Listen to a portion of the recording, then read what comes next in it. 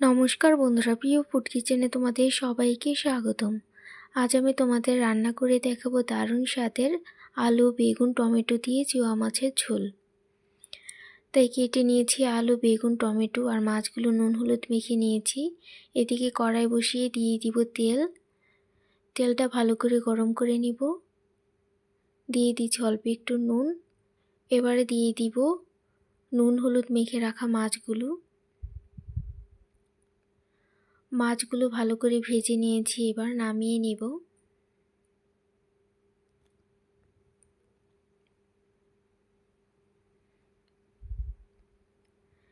এবার এই তেলে দিয়ে দিব আর একটু তেল, দিয়ে দিব জিরে ফোড়ন,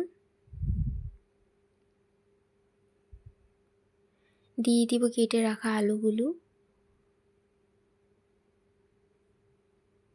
আলুগুলো একটু নুন হলুদ দিয়ে ভেজে নিব।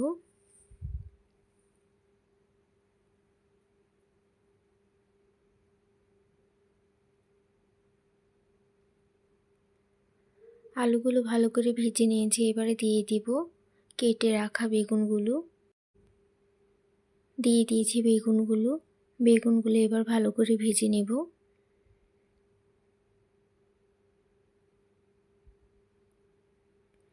বেগুনগুলো ভালো করে ভেজে নিয়েছি, এবারে দিয়ে দিচ্ছি জিরে ধনে বাটা, কাঁচা লঙ্কা বাটা, হলুদের গুঁড়ো, স্বাদ মতো নুন। এবার অল্প করে জল দিয়ে ভালো করে কষিয়ে নেব।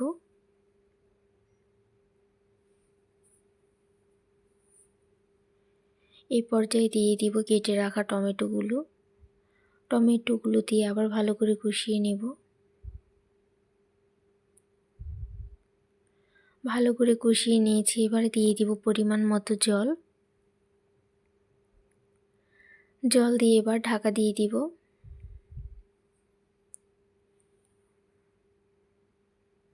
দেখো বন্ধুরা, ঝোলটা ফুটে উঠেছে, এবারে দিয়ে দিব ভেজে রাখা মাছগুলো।